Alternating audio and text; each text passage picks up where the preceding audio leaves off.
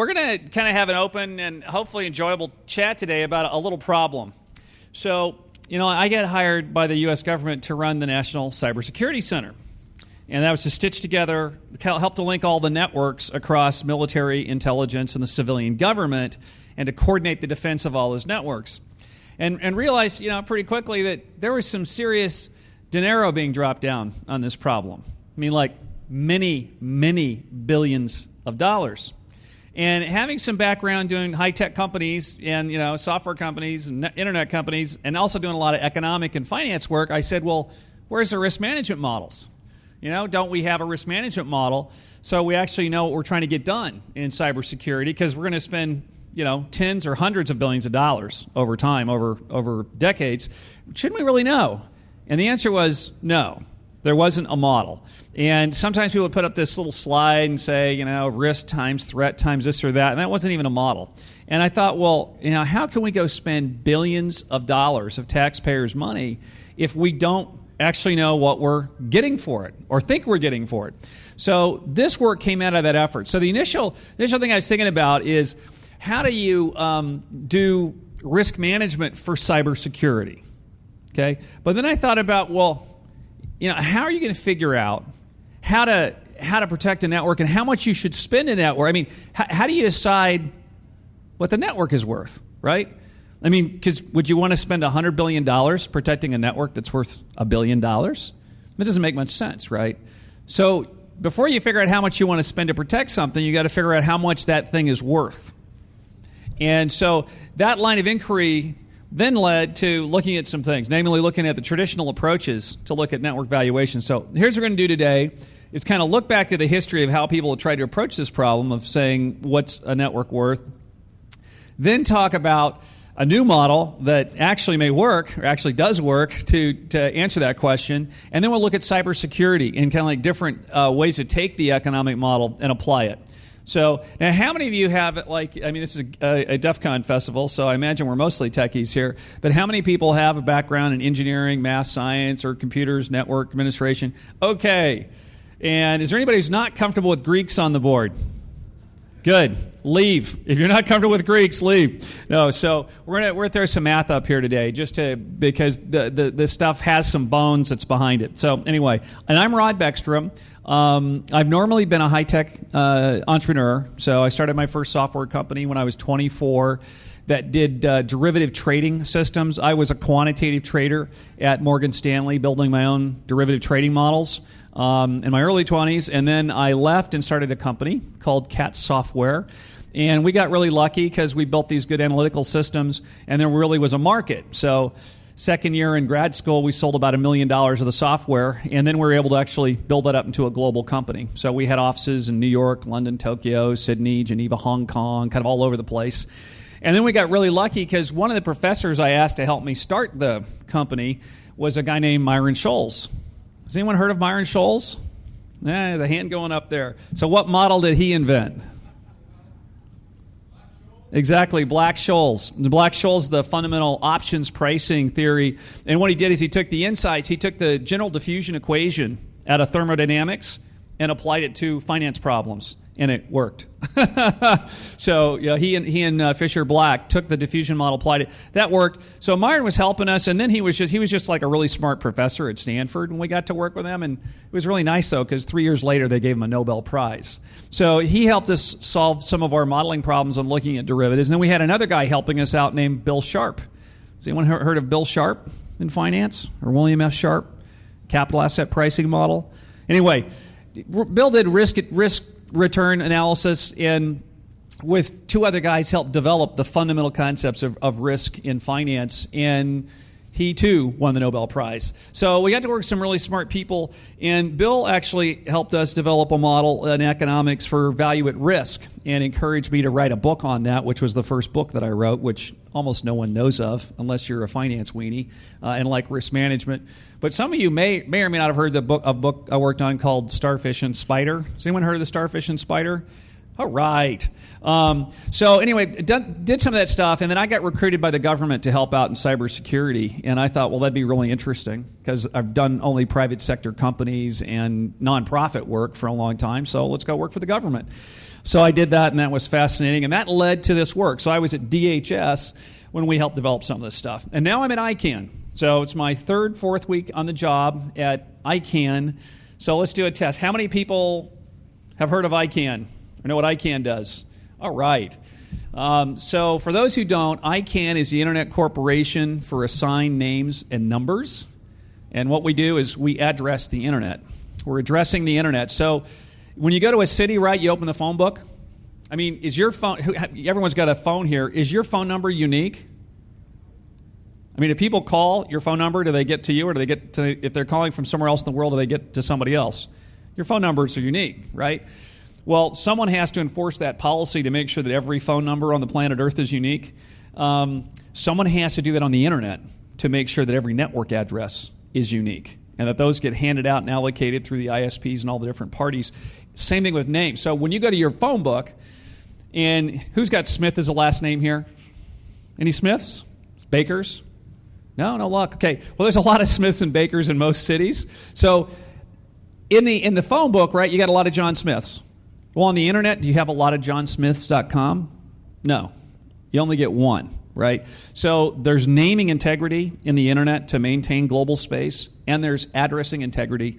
And ICANN is the group behind the curtains that runs that policy process and contracts with all the governments of the world and with the other parties and the registries to allocate names and numbers. So anyway, that's what we do. There's about 200 million names in the world on the Internet that have been purchased, and there's about 1 billion numbers that have been allocated in IPv4, and then, of course, when we get to IPv6, it'll be trillions and trillions of numbers.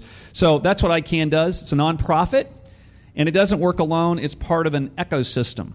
The amazing thing about the Internet is, and some of you actually probably work with one of these groups. So ICANN, IETF, and Internet Society are three of the key players in the ecosystem. How many of you have heard of IETF or been a member? Thank you. If you're a member and you're a contributor, and I have my advertisement for IETF on here because I just got back from Stockholm, and Vint Cerf was introducing me to all the gods of the Internet. But IETF is the Internet Engineering Task Force, and these brains here develop all of the protocols for the Internet, whether it's IPv4, IPv6, HTML5, wireless standards, all kind. Like we were talking about IPv6 and the Internet of Things there, and how to do low-power devices and get them on the Internet. And I don't mean to geek out and all that, but anyway, the Internet ecosystem is amazing because it's run by these nonprofits. In total, those three groups, they have thousands and thousands of volunteers, like many of you in the room, and only 200 employees.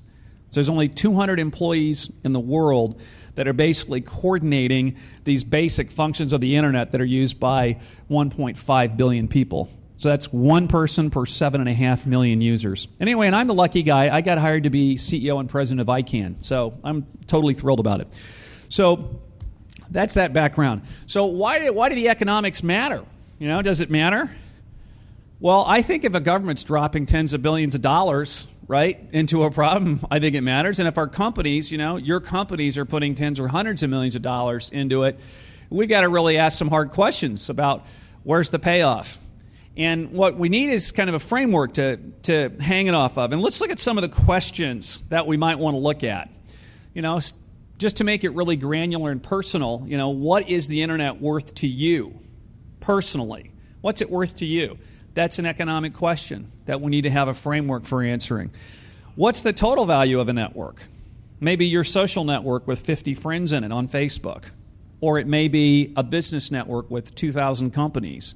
Or it may be the Internet with 1.5 billion people. What is that whole network worth? How are we going to approach that? What are the economics of security? What about security risk management? So how are we going to do risk management and make decisions? What are hacker economics? How many of you are hackers? How many hackers we got in the room? All right, we've got some hackers. So we got to look at your economic model. How do you make money? Because we have to understand that if we wanted to deter your activity, make it harder, okay? And maybe you're a red teamer, on the light side, but otherwise you're on the other side. But we need to understand the economics of deterrence. We can look at other problems that we're about to spend billions of dollars on or throw policy solutions at that won't work. Or we can use economic models to figure out how to incentivize the right behavior. So supply chain, how are we going to get it cleaned up, get the malicious code out of the supply chain? And then we want to look at things like the protocols themselves. the internet that are holding the internet together, and what are the economics of them? What are the economics of outages? What's the economics of resilience? So these are all really important problems, and here's the good news. We can actually answer them, okay? It's actually pretty easy from a conceptual standpoint, and then there's some work into getting it done. But before we jump forward, let's go back. So what is the law that most people refer to if they talk about what's the value of a network? Who was at Bob Lynch's presentation yesterday morning? He mentioned it's a guy who worked on Ethernet. Giving you a hint. Metcalfe. So people usually talk about Metcalfes Law, right? And what does Metcalfes Law say? Anyone remember what Metcalfes Law says? Okay.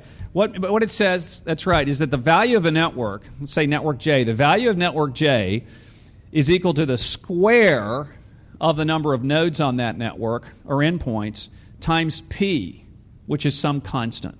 So basically, the value of every network in the world is portrayed by a picture that goes zoop, and it goes screaming upwards, right? Does anyone want to buy stock based on that? You want to value a network based on that? Has this ever been done? It was in the late 90s, okay?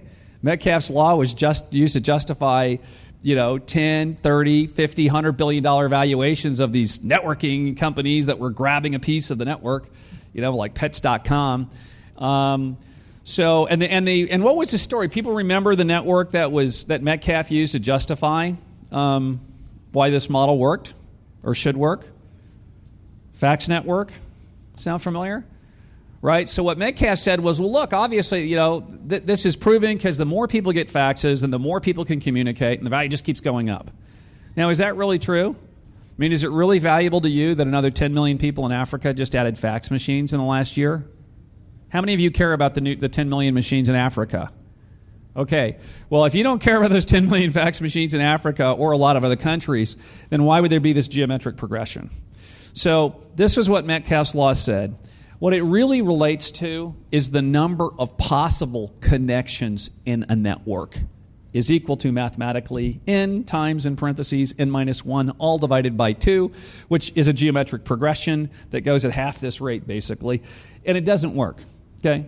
The problem with Metcalfe's Law is it doesn't work. It doesn't tell you anything except the potential number of nodes in a network. So no one's used it for real valuation. So you can't use it to determine how much to invest in cybersecurity or national policy or any other issue, your own corporate investment.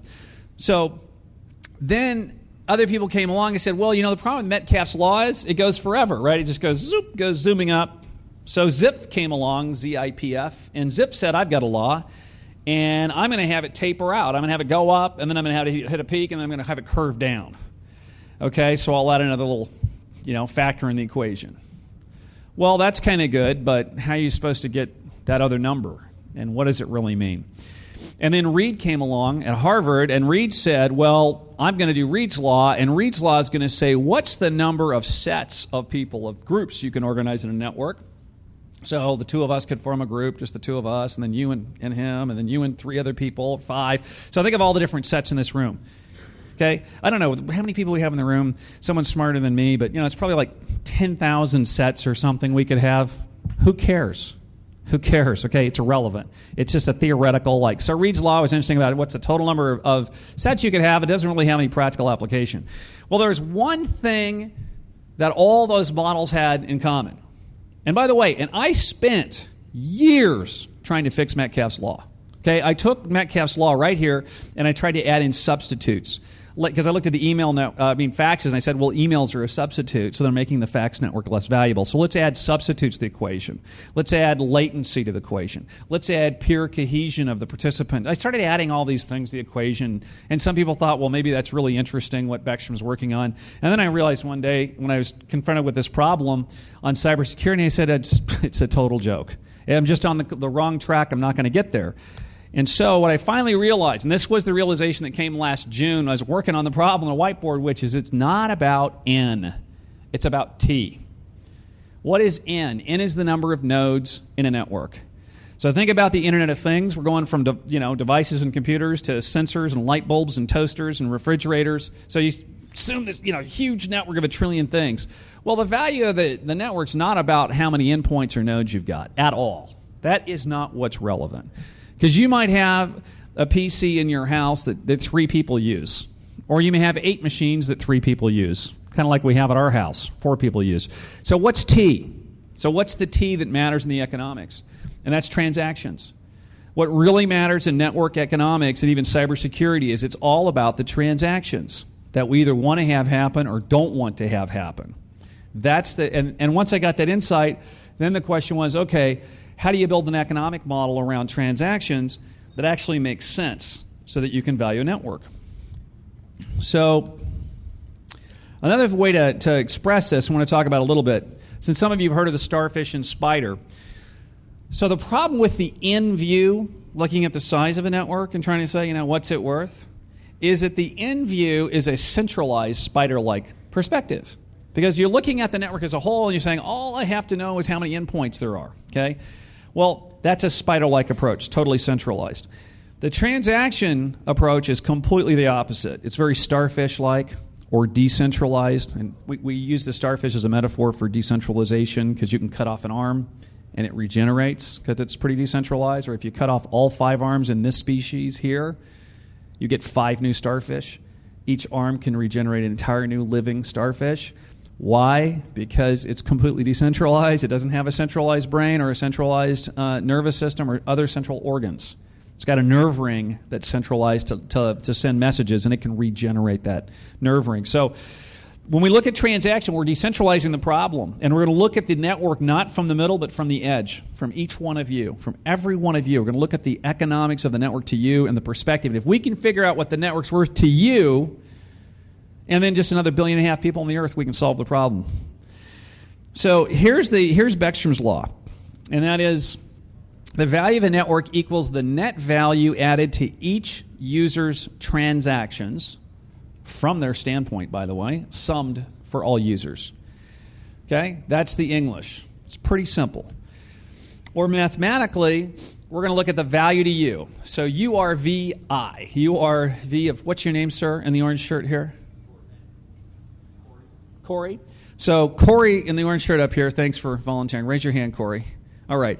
Corey, we're going to look at the value of the network to Corey as an example. And he's the first instance of I, and then J is the network. So like we'll say the value of the network for Corey is what we're going to look at. And what the value of the network is to Corey is the sigma, the summation function of the benefit of all transaction Corey's going to do on the internet for, say, 1 year, minus the cost of all transactions. So, very simple framework, and we're going to get into making it a little more explicit in a second. But let's just do a simple example. I mean, Corey, do you ever buy books online? Okay, you buy books online. Like, how many do you buy a year? About 20 books a year. And what do you think, what's the average price on those books, would you say? About $30. So you're buying some science books, security books, hardbacks. So $30 a year is what you pay online. What do you think you'd pay on average for those books if you went to a bookstore? About the same. And how much? And if you went to a bookstore, presumably you'd spend some time, right? Take more of your time to drive, spend some gas. Can we say that your time to go buy a book is probably worth at least $10? Okay. So if Corey can buy the same $30 book online that he have to go to the store and spend $10 of his time, on average, the network is adding $10 to his transaction. And if he buys 20 bucks a year, then he's saving $200 a year just in book transactions. Do you buy your books represent like how much of your purchases online as a percentage? Like a third, a half, 10%? Maybe a fifth. So let's just say for a second there's $200 there, and you do a lot more transactions, 5 times that many. And are they probably average about the same size, or some of them bigger and some of them smaller? About the same. So if it's about the same, so for Corey, he's saving about $1,000 a year then, 5 times $200 on those transactions. Now you probably do emails too, right? Okay, and you probably are sending a lot of documents around. You do web research or use search engines, Google, Bing, Yahoo. Okay. We're going to if we take Corey and we look at every transaction he does in a year, and by the way, this is easy on computers, right? All we got to do is keylog it. I mean, this is an economist's dream.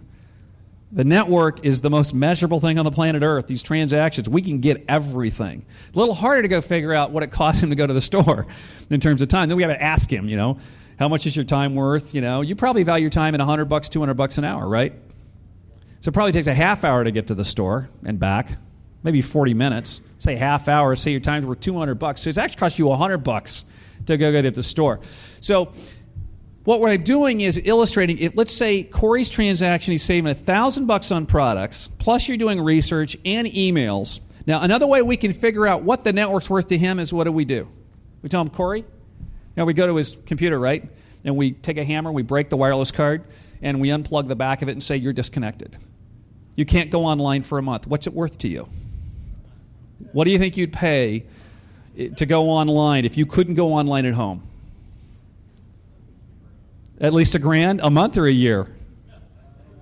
And you're not sure. Well, you'll figure it out. You'd probably pay quite a bit. That's another way to look at the value. But so once we know, let's say the network value to Corey is $3,000 a year. Okay, at home. Now that's not his job. It's also got value to him in his job. But that's just to Corey as an individual.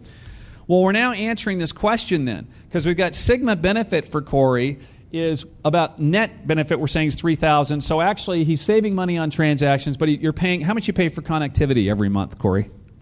$40 a month. So $480 a month, plus you use a little tiny bit of electricity, plus you wear down your computer a little bit, but you probably have it anyway. So if you look at all the benefits and the costs, then you're going to figure out what the net value is to Corey. Okay, so now we've got our building block. So if we're going to take it into real math, or just make it more explicit, we're going to get more formalized. And we're going to scale now from Corey, one user, to the whole room and all the internet.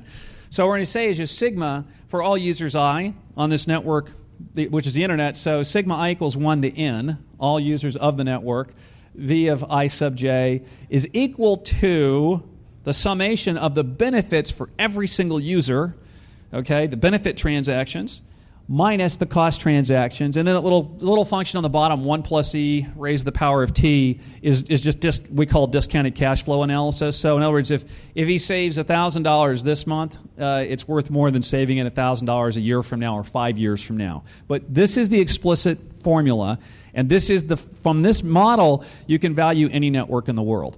Now, the challenge is you got to go figure out what your transactions are. Right? But as I said, it's pretty easy to figure out what we're doing online because we can keystroke log it, okay? And then some of that finance we can measure. Our costs are pretty easy to measure. The benefits are a lot harder because then we got to go find out what it would cost to go replace that product or service elsewhere, okay? But the fundamental notion of the law is it's entirely transaction-based, and you have benefit transaction and cost transactions. Now, why would they not line up the same? As you notice, there's different counters here. There's k equals 1 to m on the benefits, and there's l equals 1 to p on the costs. Why would we use a different counter? And by the way, someone in Slashdot corrected my notation on this.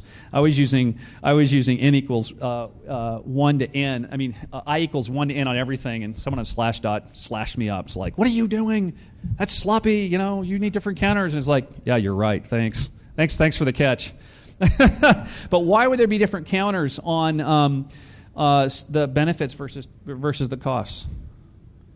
Okay, so we do the book example. He's going to pay $30 and he gets a book that has some value. So that's kind of paired, right? But what about his internet service, right? You probably pay monthly, right? But you use the internet how often? Every day, or every minute, or every second, or every hour, depending upon how big an addict you are, Corey. Okay, right? So the transactions are not matched. So your cost transactions are not identical to your benefit transactions. Sometimes they'll pair up. But so there's separate counters on here. So this is the foundation, and then we should roll forward. What then is the network effect, right? We've all heard about the network effect, right? The incredible network effect. What is the network effect? What is it mathematically? Can we even define it mathematically? Well, it ends up we can. We're now just going to leverage the model we just developed, this transaction-based model, and explicitly define the condition where the network effect is present. So this is not the driver of the network effect, but this is a test to determine whether the network effect is present or not.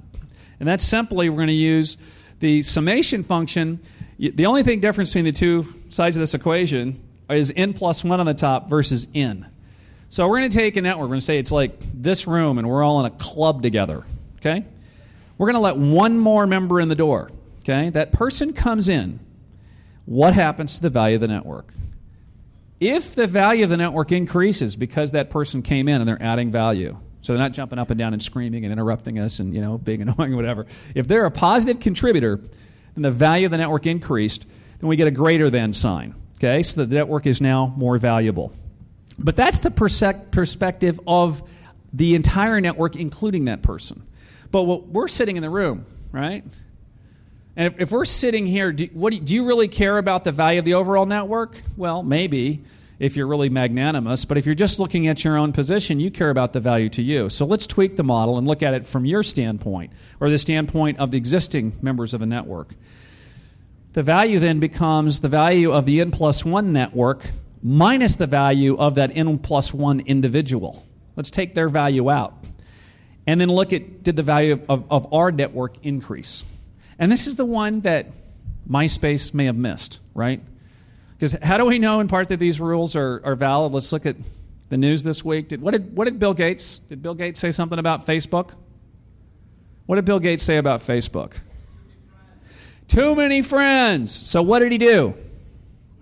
He quit and left. Why? Not useful. It's wasting his time. So, look, if Metcalfes Law was true, then Bill Gates would say, well, the more friends, the better. But that's not true, because he got the transactions he didn't want to have, which is all those updates and notices and all those things that pester us, right? I mean, I actually thought, well, geez, should I think about the same thing? I'm getting pretty tired of Facebook messages at this point. My network's over 1,000, I think, of friends, and it just keeps growing. So here we come back. So here's the acid test, and here's where MySpace is on a declining slope, I'd argue, and Facebook, I don't know where they are.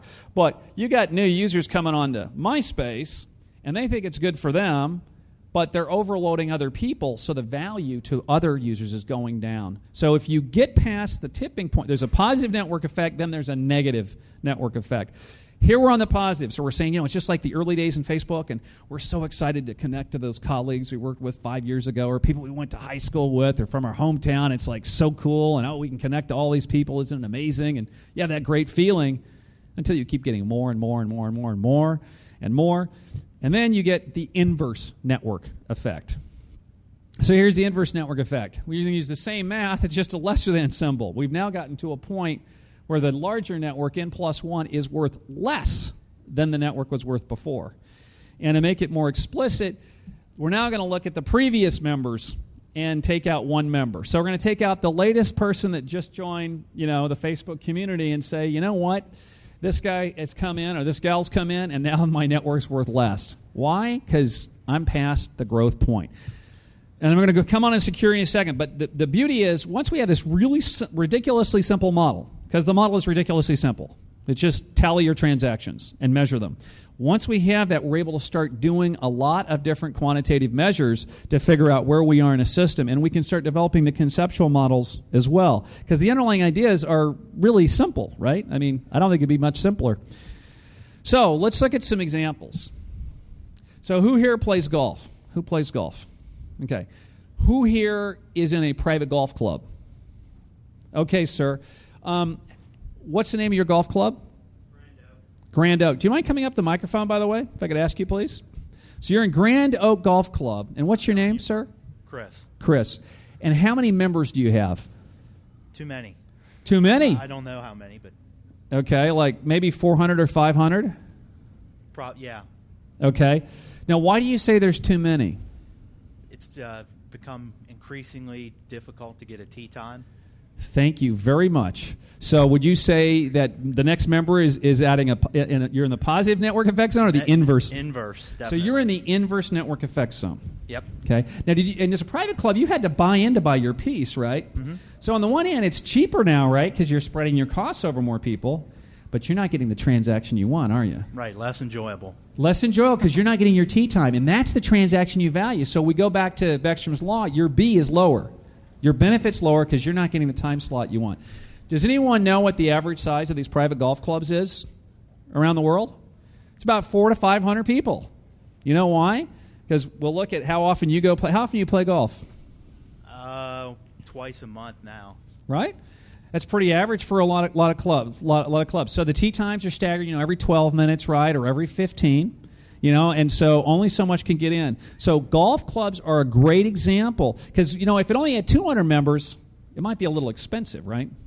So you're probably okay up to some zone, and then somebody took it too far.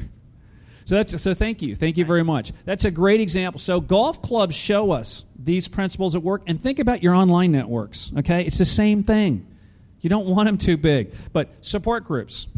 So has anyone been in like a cancer support group or any kind of support group? No one wants to talk about it. Okay, don't raise your hands. Support groups tend to be best when they're around 10 people. Why? And this is a social network. Why would support groups be best with 10 people? I mean, wouldn't you think the more people supporting you, the better? Right? I mean, I get 10 people support me. Wouldn't it be better if 50 people supported me? What are the transactions, though, that you do in a support group? What are the transactions? You support each other. Well, you listen, right? You have a listening transaction. So I'm in listening mode, right? And you have a talking mode. Now, let's talk about talking mode. If you got 10 people, what percent of the time are you talking? 10% on average. You got 50 people, what percent of the time are you talking? 2%. People want to be heard. So we're happy to support each other, but we want to share as well as listening. So support groups tend to be best around 10 people. So it's another example where the transaction set and the trust level is defining the right size. Facebook, we just talked about Facebook. YPO, I'm a member of Young Presidents Organization. It's a global network of CEOs. It's hard to get into. You have to meet a certain, level of revenues and employees and this and that. And so it's like this club, these people love each other all over the world because they have a lot of things in common and age. You got to be young and they got to be a certain size company and they face the same challenges and stresses. Well, of course, people always come on and say, well, let's just open up the membership definition. Let's just make it easier to get in.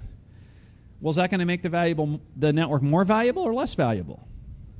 Make it less valuable for the people that are in it if they've really got cohesion in what they're doing. So Twitter, how many people have Twitter accounts here? Okay, how many people are on Twitter every day? All right, as a subset of us, okay? There's an question in Twitter is what are those followerships worth, right? Because you can build huge networks and followerships. I got 5,000 people following me in Twitter. What does it mean? I guess it's good because some people want to hear the ideas and some people want to share. Some people could care less. They just want me to follow them, and I've got autofollow turned on, right? So people are scaling up and building their followerships. So AARP. How many people are members of AARP? Okay. So is AARP worth more with more members? Or does it get too big at any point and become less valuable with members? What do you think? That's right. It's more valuable. And why? It's all about the transactions. It's a purchasing block. It's a lobbying block, and every member that comes in is putting more money in. They deliver more services that get spread out across everybody. So AARP has a business model where it stays perpetually in the network effect.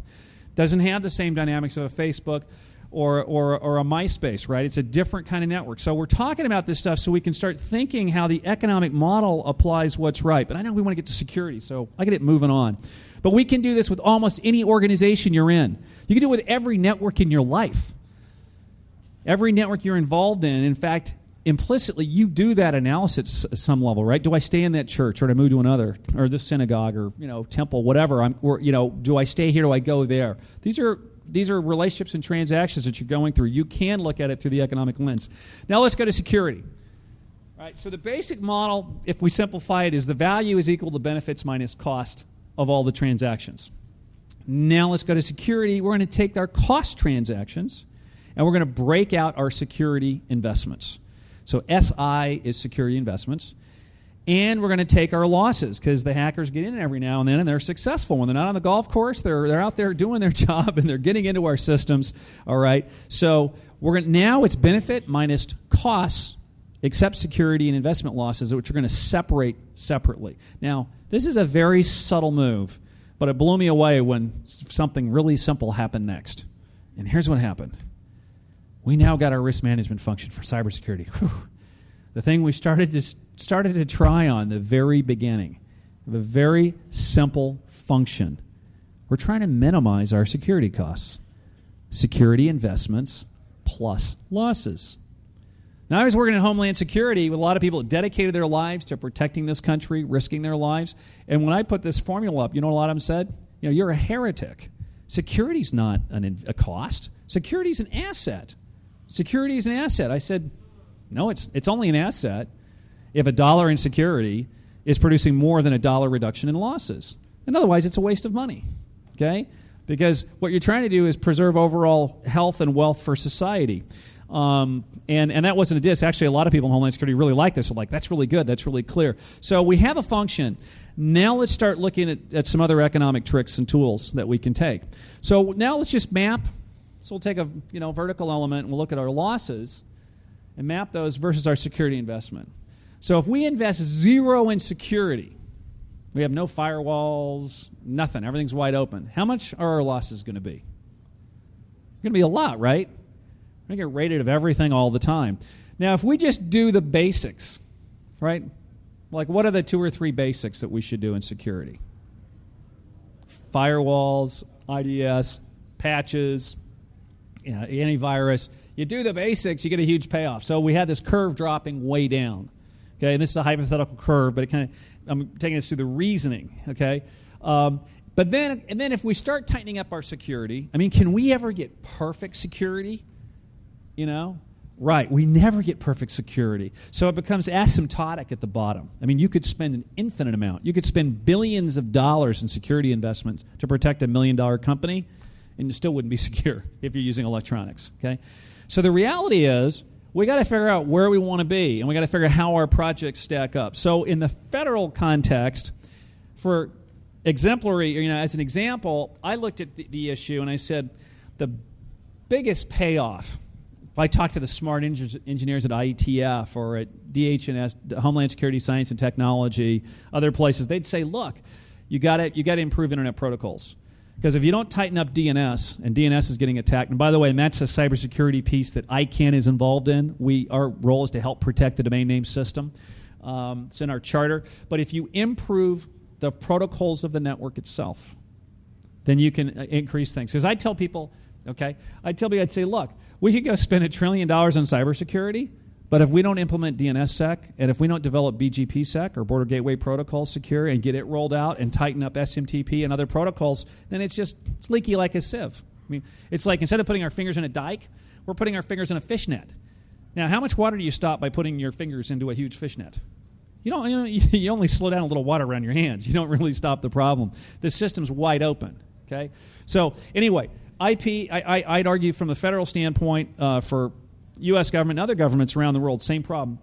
Focusing on the protocols is the best single investment we can do in rolling out DNS, BGP, et cetera, according to the experts. Patches, we talk about the patches, the values of that. IDS, data loss protection. So what we're trying to do here is get people, for us to start thinking, what is the payoff? What's the money we're going to put in, and what's the payoff we're going to get?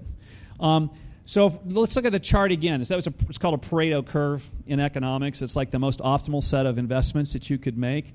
And the curve function moves down when we improve the protocols, okay? Because the security across everything gets a little bit tighter. It's an incredible bang for the buck because that curve drops not just for your company, or my company, or my home, or your employer, or this country, or that. Is for everyone in the world, everyone on the internet. Huge payoff. Economics of deterrence. So we got to deter the hackers. So what we got to do is drop the benefit function to the extent we can. All right, make it harder to use those credit cards, and increase the costs of buying hacks and techniques. And the FBI had a good presentation on that at Black Hat. Make it more expensive. The security investment of the hacker is obfuscation and anonymity. They're trying to stay secure by you not finding them. Okay, and they have to spend a lot of money, and a lot of energy and effort on that. And then what's their loss? The loss is going to jail, or losing your money, or getting sued and tied up in courts. So this is the economics of deterrence. And then from a law enforcement standpoint and a corporate standpoint, we got to figure out how do we change these dynamics? How do we raise the bar? Anyway, we went over the points then, so we kind of reviewed it. The model can be used to calculate the value of a network. You just got to go get all that transaction data. You can optimize your investments once you figure out and analyze and get that data. You can also use it to set up policies for supply chain and other problems. Here's some of there's a big drawback on the model we're going to get to in a second, but there's a lot of benefits. Some of the benefits are it's granular, right? It's down to every single keystroke that you use in transactions. It's scalable. You can scale it to internet or any huge network. It's subsettable. Because we did a trick here. We're using net economic value. We're able to sum up all of our stuff and have no double counting. And by the way, us is not just individuals. It's corporations, governments, anybody. It's anyone that transacts on the net is a user by the definition of this model. It doesn't have to be Corey, or Sally or Sam. It's any entity that contracts. So it's subsettable. We can use set theory. It's accurate. It's very similar to P&L concepts, so you can get financial people to understand it when you go to your CFO and others. It leverages traditional cost accounting techniques, so we can amortize. If you paid your virus checker annually, for example, we can amortize that monthly. We can use all those traditional cost accounting techniques. It's testable, and it's as simple as it can be, but no simpler. And it's a foundation for derivative models. We took the model, we applied it to deterrence, we applied it to security. You can apply it to a whole range of different issues. There's only one problem. There's a really big problem. And then the model's only as good as the data as you put into it, right?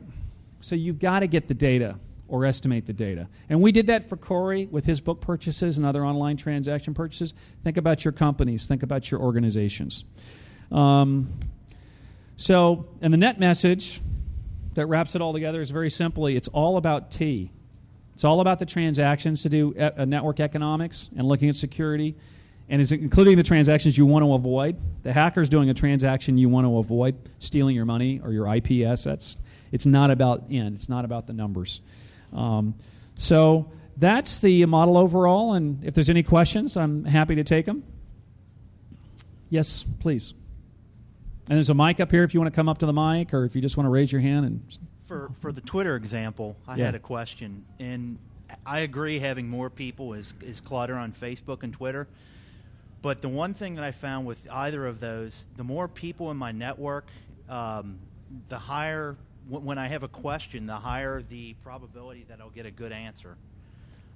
So is there a way to balance or factor into the equation value of the particular type of transaction? Because to me, the tire that blew off my lawnmower, somebody said, spray starter fluid in it, hit it with a lighter, and it'll blow it back on the rim, and thank God it worked. So to me, there was good value in having, that extra person who gave me that insightful information. But I would agree, the inverse, all the updates, I'm eating toast. Sure. Stuff like that. So let's decompose this. So what I'm hearing you say is that, so you pose a question out there, and the more followers you have or people are connected to you, the higher the quality of the answer comes if you pose a question. So let's decompose that in terms of the model. What's the cost transaction and what's the benefit transaction? The benefit is a better answer coming back, right? So that's valuable to you. You got to blow the gas, whatever was that, out of the spray can in the carburetor and get it going. So you got a better benefit because you had a bigger bigger number of users in your network, which might take you a little more time in general. But so what you're saying is I can handle some of that noise traffic, or maybe I'll ignore a lot of noise traffic, and I'm just going to go drop out what I want and look for an answer, so I want a bigger pot and pool. And actually, I concur, it's a great observation, and I think it shows how the model can help us step through it. And for me, it's true, like Twitter, I'm happy to have a ton of followers on Twitter because I don't respond to every single direct message. Right, you filter. But I do, when I send stuff out, I get good feedback, or I have a good pointers and articles. So I thought, does someone else have a question about the security model? Okay. Well, great. Well, that's it. If you want to get a hold of me, there's my contact coordinates. The slides will be on slideshare.net. They're not on your DVD because these slides just got tweaked before I did the presentation this morning. But they're on slideshare.net under Beckstroms Law, DEFCON. And thank you very much, and I'm happy to answer questions afterwards in the room. Hey, folks, before you get too far, please go this way. Now clap. Thank you. Thank you very much.